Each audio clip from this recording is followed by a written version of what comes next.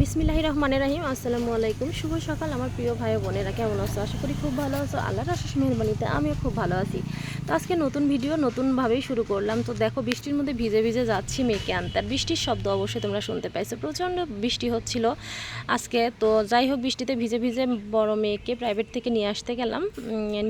নিয়ে আসার পরে আবার দুপুরে রান্না বসায় দিছি। ওরা পরীক্ষা দিতে যাবে 12টা সাড়ে 11টার মধ্যে। তো সাড়ে 11টার মধ্যে আমি দুপুরে রান্না কমপ্লিট করব, এটাই হচ্ছে আমার নিয়ত।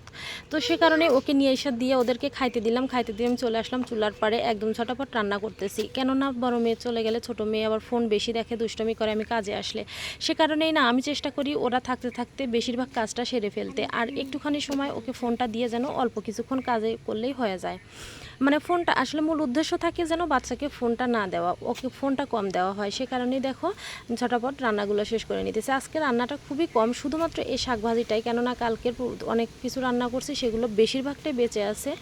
আর হচ্ছে একটুখানি মূলো শাক ভাজি করলাম, এটা নিয়ে আসছে মেয়ের বাবা। কালকে হাটে থেকে কোথায় যেন গেছিলো, সেখান থেকে আসার সময় মূলো শাকটা নিয়ে আসছে। তো যাই হোক, দেখো খুব সুন্দর করে পেঁয়াজ রসুন আর হচ্ছে কাঁচামরিচ শুকনো মরিচ দিয়ে ভাজি করে নিলাম। কালকের একটু ভেন্ডি ভাজিও ছিল, ভাবলাম যে ওটাও একটু গরম করে নেই, ফেলে দিব কেন, গরম করলে তো খাওয়া যাবে, তাই না? তো যাই হোক, আর আজকে ভয়েসটা দিচ্ছি বাইরে, সেই কারণে গাড়ির শব্দটা একটু বেশি, তো একটু মানায় নিও।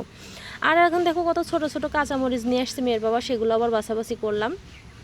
এখন ঘরের সমস্ত কাজ শেষ করে চলে আসছি ঝাড়ু দিতে, সব প্রত্যেকটা ঘর গুছিয়ে নিছি।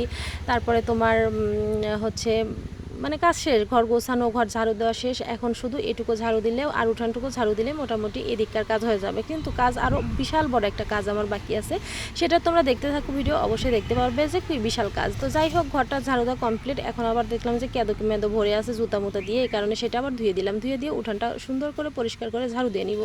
আর এই বৃষ্টির মধ্যে উঠান ঝাড়ু দিতেই হয়, কেননা একটু ময়লা থাকে, যতটা যায় বলো একটু পাতা থাকে থাকুক, কিন্তু উপর থেকে যতটা যাবে ততটা ঝাড় দিলে তাও একটু ফ্রেশ লাগে, ক্লিন লাগে। সে কারণেই না বৃষ্টির মধ্যে হলেও আমি মানে গোসলের আগে এসে উঠানটা ঝাড়ু দেওয়ার চেষ্টা করি। তো যাই হোক, উঠানটা খুব সুন্দর করে ঝাড়ু দিয়ে নিলাম। আর দেখো কত শ্যাওলা পড়ে গেছে। আর বিশাল কাজ বলতে এই যে কালকে জামা কাপড় জমা করে রাখছি, কালকে ধোয়ার সময় পাই নাই, এই কারণে দেখো আজকে কত বেশি হয়ে গেছে। এই কারণে না আমি হচ্ছে প্রতিদিন ধোয়ার চেষ্টা করি, একদিনও রেখে দেই না, রেখে দিলে 12টা বেজে যায় আমার। তো যাই হোক, এখন হচ্ছে তোমার গরম পানি দিলাম, গরম পানি দিয়ে জামা কাপড়গুলো ভিজাবো যেন তাড়াতাড়ি ময়লাটা কেটে যায়।